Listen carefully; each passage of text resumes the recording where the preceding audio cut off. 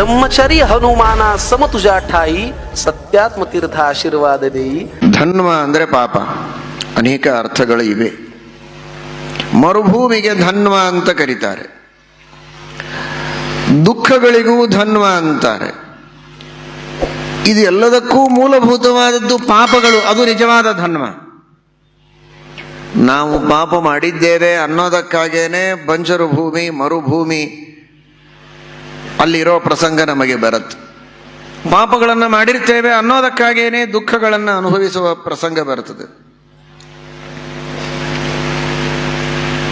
ಹಾಗಾದರೆ ಮೂಲಭೂತವಾದ ದುಃಖಗಳ ಉಗಮ ಅದು ಪಾಪ. ಅಂತಹ ಪಾಪಗಳಿಂದ ನಮ್ಮನ್ನ ತಾರಣ ಮಾಡುವ ದೇವತೆ ಅವನು ಧನ್ವಂತರಿ. ಅಂತಹ ಧನ್ವಂತರಿ ರೂಪಿಯಾದಂತಹ ಪರಮಾತ್ಮನ ನಾಮಗಳ ಉಚ್ಚಾರಣೆಯನ್ನು ಮಾಡಿ ಸಾಕು, ನಿಮ್ಮ ಎಲ್ಲ ಪಾಪಗಳ ಪರಿಹಾರವಾಗಿ ಉತ್ತಮವಾದಂತಹ ಆರೋಗ್ಯ ನಿಮಗೆ ಸಿಗುವುದರಲ್ಲಿ ಯಾವ ಸಂಶಯವಿಲ್ಲ ಅಂತ ವಿಜಯದಾಸರು ಬಹಳ ಸುಂದರವಾಗಿ ಹೇಳುತ್ತಾರೆ. ಬರೀ ಜ್ವರ, ಕೆಮ್ಮು, ನೆಗಡಿ, ತಲೆಶೂಲೆ, ಹೊಟ್ಟೆಶೂಲೆ ಅಥವಾ ಇನ್ನಿತರ ಹೃದಯಾಘಾತಾದಿ ಈ ರೋಗಗಳನ್ನು ಮಾತ್ರ ಪರಿಹಾರ ಮಾಡುವುದಕ್ಕೆ ಧನ್ವಂತರಿ ಇದ್ದಾನೆ ಅಂತ ಭಾವಿಸಬೇಡಿ. ಇವು ರೋಗಗಳೇ ಅಲ್ಲ. ನಿಜವಾದ ಈ ರೋಗಗಳ ಮೂಲ ಅದು ನಮ್ಮ ಸಂಸಾರ. ಆ ಸಂಸಾರವೆಂಬ ರೋಗವನ್ನೇ ಕಿತ್ತಿ ಎಸೆಯುವ ಅನಂತ ಶಕ್ತಿಯನ್ನು ಪಡೆದವನು ಧನ್ವಂತರಿ. ಎಷ್ಟೋ ಸಂದರ್ಭಗಳಲ್ಲಿ ಆಗತ್ತಲ್ಲ, ವೈದ್ಯರ ಹತ್ತಿರ ತೋರಿಸ್ಲಿಕ್ಕೆ ಅಂತ ಹೋಗ್ತಾರೆ. ಏನಾಗಿದೆ? ಏನಿಲ್ಲ, ಏನೋ ಒಂದು ಸ್ವಲ್ಪ ಕೈ ನೋವು ಬಂದಿತ್ತು, ಅದಕ್ಕೋಸ್ಕರ ತೋರಿಸ್ಲಿಕ್ಕೆ ಬಂದಿದ್ದೇನೆ ಅಂತ. ಅವನು ನೋಡ್ತಾ ಇದ್ರೆ ನಿನಗೆ ಹಾರ್ಟ್ ಅಟ್ಯಾಕ್ ಆಗಿದೆ ಅಂತ ಹೇಳ್ತಾನೆ. ಅವನು ಇವನಿಗೆ ಗೊತ್ತೇ ಇಲ್ಲ. ಇವನು ಹೋದದ್ದು ತನಗೊಂದು ಸ್ವಲ್ಪ ಕೈ ನೋವಾಗಿದೆ ತೋರಿಸೋಣ ಅಂತ. ಆದರೆ ನಿಜವಾಗಿ ಇವನು ಬಳಲ್ತಾ ಇರುವುದು ಹೃದಯಾಘಾತದಿಂದ. ಕೂಡಲೇ ಚಿಕಿತ್ಸೆಯನ್ನು ಮಾಡ್ತಾರೆ ವೈದ್ಯರು. ಎಂತಹ ದಡ್ಡ ನೀನು, ನಿನಗಾದಂತಹ ದೊಡ್ಡ ರೋಗದ ಪರಿಚಯವೇ ನಿನಗಿಲ್ಲ, ಏನೋ ಬರೇ ಕೈ ನೋವಾಗಿದೆ ಅಂತ ತಿಳಿದುಕೊಂಡಿದ್ದೀಯಲ್ಲ, ಎಂತಹ ಪೆದ್ದ ನೀನು, ಕೂಡಲೇ ಬಾ ನಿನಗೆ ಚಿಕಿತ್ಸೆಯನ್ನು ಮಾಡ್ತೇನೆ ಅಂತ ಎಂಜಿಯೋಗ್ರಾಮ್ ಮಾಡಿ, ಎಂಜಿಯೋಬ್ಲಾಸ್ಟ್ ಮಾಡಿ ಅವನನ್ನು ಕೊಟ್ಟು ಕಳಿಸ್ತಾನೆ. ಆ ಸ್ಥಿತಿ ನಮ್ಮದಾಗಿದೆ. ಏನೋ ಸಣ್ಣ ಸಣ್ಣ ರೋಗಗಳು, ಸಮಸ್ಯೆಗಳು, ದುಃಖಗಳು ಅಂತ ದೇವರ ಹತ್ರ ಹೋದರೆ ದೇವರಂತಾನೆ, ಇದು ಯಾವ ಲೆಕ್ಕದ ರೋಗ ಇದು? ನಿನಗಿರೋ ದೊಡ್ಡ ರೋಗ ಬೇರೆನೇ ಇದೆ. ಯಾವುದಕ್ಕೋಸ್ಕರ ಇಂತಹ ರೋಗಗಳ ಸರಮಾಲೆ ನಿನಗಿದೆ? ಈ ಸುಳಿಯೊಳಗೆ ಸಿಕ್ಕು ನೀನು ಒದ್ದಾಡ್ತಾ ಇದ್ದಿ. ಅಂತಹ ಈ ಸಂಸಾರದ ಮಾಯೆಯ ಬೀಜ, ಅದನ್ನೇ ಕಿತ್ತಿ ಎಸೆಯುವ ಔಷಧಿಯನ್ನು ನಿನಗೆ ಕೊಡ್ತೇನೆ ಬಾ ಅಂತ ಕೂಡಲೇ ಚಿಕಿತ್ಸೆಯನ್ನು ಮಾಡುವಂತಹ ಪ್ರೀತಿಯ ವೈದ್ಯ ಧನ್ವಂತರಿ. ತಾಯಿ ಮಗು ಏನು ಕೇಳಿದೆ ಅಷ್ಟು ಮಾಡೋಣ ಅಂತ, ಮಗು ಏನೋ ಕಣ್ಣು ಉರಿತಾ ಇದೆ, ಯಾಕೋ ಕಣ್ಣು ಉರಿತಾ ಇದೆ ಅಂತ ಮಗು ಕಣ್ಣು ತಿಕ್ತಾ ಇದ್ರೆ, ಸರಿ ಕಣ್ಣು ಉರಿತಾ ಇದೆ ಅಂತ ತಾನೇ ಮಗು ಕೇಳಿದ್ದು, ಹಾಗಾದರೆ ಕಣ್ಣಿಗೊಂದಿಷ್ಟು ಏನಾದರೂ ಔಷಧಿ ಹಾಕಿಬಿಟ್ರೆ ಸಾಕು ಅಂತಂತಾಳ. ಮಗುವಿಗೆ ಗೊತ್ತಿಲ್ಲ ಏನು ಹೇಳಬೇಕು ಅಂತ.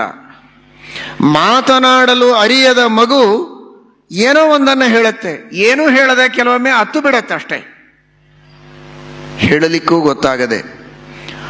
ಅಳುವ ಮಗುವಿನ ಅಥವಾ ಕೆಲವೊಮ್ಮೆ ಅಳುವಷ್ಟು ರೋಗಗಳ ಉಲ್ಬಣತೆ ಇಲ್ಲದಿರುವಾಗ ಆಟ ಆಡಿಕೊಂಡೇ ಮಕ್ಕಳಿರತ್ತೆ. ಆದರೆ ಅದರ ದೇಹದ ಮೇಲೆ ಆದ ವಿಕಾರಗಳನ್ನು ಕಂಡು, ಕಣ್ಣು ಕೆಂಪಾದದ್ದನ್ನು ಕಂಡು, ಮೈ ಬಿಸಿಯಾದದ್ದನ್ನು ಕಂಡು, ಅಯ್ಯೋ ಮಗುವಿಗೆ ಜ್ವರ ಬಂತು, ಹೇಳಲಿಲ್ವಲ್ಲ, ಜ್ವರ ಬಂದಿದೆ ಅಂತ ನನ್ನ ಮುಂದೆ ಹೇಳಿ ನೋಡೋಣ, ಆಮೇಲೆ ಚಿಕಿತ್ಸೆ ಮಾಡೋಣ ಅಂತ ಕಾಯ್ತಾಳ ತಾಯಿ. ಅಯ್ಯೋ ನನ್ನ ಮಗುವಿಗೆ ರೋಗ ಬಂತು, ಜ್ವರ ಬಂತು ಅಂತ ಎತ್ತಿಕೊಂಡು ಧಾವಿಸಿ ವೈದ್ಯರ ಹತ್ತಿರ ಹೋಗಿ ಕೂಡಲೇ ಎಲ್ಲ ಚಿಕಿತ್ಸೆಗಳನ್ನು ಮಾಡಿಸಿ ಅದಕ್ಕೆ ಮಾಡಬೇಕಾದ ಉಪಚಾರಗಳನ್ನೆಲ್ಲ ಮಾಡಿ ಔಷಧ ಪಥ್ಯಗಳು, ಯೋಗ್ಯವಾದಂತಹ ಹಿತವಾದ ಮಿತವಾದ ಆಹಾರದ ಸೇವನೆಯನ್ನು ಮಾಡಿಸಿ ಸಕಲ ಉಪಚಾರಗಳನ್ನು ತಾನು ತನ್ನ ತಿಳುವಳಿಕೆ ತನ್ನ ಪ್ರೀತಿಯಿಂದ ಮುಂದಾಗಿ ಬಂದು ಮಾಡುವಂತೆ ಭಗವಂತ ಅದೇ ಉದಾಹರಣೆಯನ್ನು ಕೊಟ್ಟು ವಿಜಯದಾಸರು ಹೇಳ್ತಾರೆ, ತಾಯಿ ಒದಗಿ ಬಂದು ತಾನಾಗಿಯೇ ತಾಯಿ ಒದಗಿ ಬಂದು ತನ್ನ ಬಾಲಕನನ್ನು ಪೋಷಿಸುವಂತೆ, ರೋಗಗಳನ್ನು ಪರಿಹಾರ ಮಾಡುವಂತೆ ದೇವರು ತಾನಾಗಿಯೇ ಬಂದು, ನಾವೆಲ್ಲ ಕೇಳಿಕೊಳ್ಳೋದಿಲ್ಲ, ಕೇಳಿಕೊಳ್ಳೋದಕ್ಕೆ ನಮಗೆ ಗೊತ್ತೂ ಆಗೋದಿಲ್ಲ. ನನಗಿಂತಿಂತಹ ರೋಗಗಳಿದೆ ಅಂತ ಹೇಳುವುದಕ್ಕೆ ಮಗುವಿಗೆ ಗೊತ್ತಾಗೋದಿಲ್ಲ. ಹೇಗೋ ನನ್ನ ಪಾಪಗಳು ಇಂಥವುಗಳು ಅಂತ ದೇವರ ಎದುರಿಗೆ ಏನು ಹೇಳೋದಕ್ಕೆ ನಮಗೆ ಗೊತ್ತು. ನಿಜವಾಗಿ ನಾವೆಲ್ಲ ಬಾಲಕರೇ.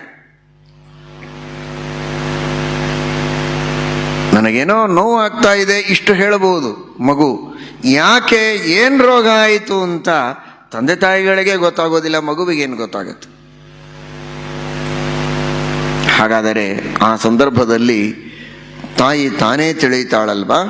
ಹಾಗೆ ಭಗವಂತನ ಎದುರಿನಲ್ಲಿ ನನಗಿಂತಿಂತಹ ಪಾಪಗಳಿವೆ, ಈ ಪಾಪಗಳ ಪರಿಹಾರವನ್ನು ನೀನು ಮಾಡು ಅಂತ ದೇವರಿಗೆ ಕೇಳುವುದಕ್ಕೆ ನಮಗೆ ಗೊತ್ತಿಲ್ಲ. ದೇವಗುಹ್ಯ ಅದು. ಜನ್ಮಾಂತರದಲ್ಲಿ ಏನೇನು ಪಾಪಗಳನ್ನು ಮಾಡಿದ್ದೇನೆ ಅಂತ ಏನು ಗೊತ್ತು. ಕಷ್ಟಗಳನ್ನು ಅನುಭವಿಸ್ತೇನೆ ಅಂದರೆ ಏನೋ ಪಾಪಗಳನ್ನು ಮಾಡಿದ್ದೇನೆ ಸಾಮಾನ್ಯವಾಗಿ ಗೊತ್ತು. ಶಾಸ್ತ್ರದಿಂದ ಸಾಮಾನ್ಯವಾಗಿ ತಿಳಿಯಬಹುದು, ಇಂತಿಂತಹ ಪಾಪಗಳಿಗೆ ಇಂತಹ ದುಃಖಗಳು ಅಂದರೆ ಅದರಲ್ಲಿ ಲಿಸ್ಟು ಕೊಟ್ಟಿದ್ದಾರೆ, ಇಷ್ಟು ತರಹದ ಪಾಪಗಳಿಗೆ ಹೊಟ್ಟೆ ನೋವು ಬರ್ತದೆ ಅಂತ. ನಾನೇನು ಮಾಡಿದ್ದೇನೆ ಯಾರಿಗೆ ಗೊತ್ತು?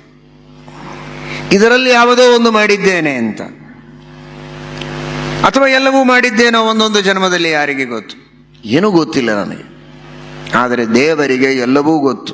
ಏನೆಲ್ಲ ಪಾಪ ಮಾಡಿದ್ದಕ್ಕೆ ಇವನಿಗೆ ಹೊಟ್ಟೆ ಶೂಲೆ, ಏನೆಲ್ಲ ಪಾಪಗಳನ್ನು ಮಾಡಿದ್ದಕ್ಕೆ ಇವನಿಗೆ ತಲೆ ಶೂಲೆ, ಏನೆಲ್ಲ ಪಾಪಗಳನ್ನು ಮಾಡಿದ್ದಕ್ಕೆ ಇವನಿಗೆ ಹೃದಯಾಘಾತ, ಕ್ಯಾನ್ಸರ್ ರೋಗ ಅಥವಾ ಇನ್ನಿತರ ರೋಗಗಳು, ಅವುಗಳಿಂದ ಇವನು ಬಳಲ್ತಾ ಇದ್ದಾನೆ ಅಂತ ಸರ್ವಜ್ಞನಾದ ತಾಯಿಯಾದ ಭಗವಂತ ತಾನೇ ತಿಳಿದು ತಾಯಿಯ ಕಾರುಣ್ಯದಿಂದ ನಮ್ಮ ಹತ್ತಿರ ಬಂದು ನಮ್ಮ ಪಾಪಗಳನ್ನು ಪರಿಹಾರ ಮಾಡುತ್ತಾನೆ.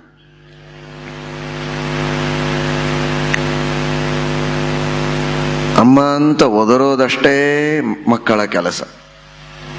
ಪ್ರೀತಿಯಿಂದ ಭಗವಂತನನ್ನ ಕರೆಯೋದು, ಧನ್ವಂತರಿ ಧನ್ವಂತರಿ ಧನ್ವಂತರಿ ಅಂತ ಪರಮಾತ್ಮನ ಸ್ಮರಣೆ ಮಾಡುವುದಷ್ಟೇ ನಮ್ಮ ಕೆಲಸ. ಮುಂದಿನ ಕೆಲಸ ಎಲ್ಲ ಭಗವಂತನ. ಭಕ್ತಿಯಿಂದ, ವಿಶ್ವಾಸದಿಂದ, ನೀನೇ ರಕ್ಷಕ ಅನ್ನುವ ಶ್ರದ್ಧೆಯಿಂದ ದೇವರನ್ನು ನಾವು ಸ್ಮರಿಸಿದರೆ ಸಾಕು, ನಮ್ಮ ಎಲ್ಲ ಪಾಪಗಳನ್ನು ಕಳೆದು ಪಾಪಗಳಿಂದ ಬರುವಂತಹ ರೋಗಗಳನ್ನೆಲ್ಲ ಕಳೀತಾನೆ.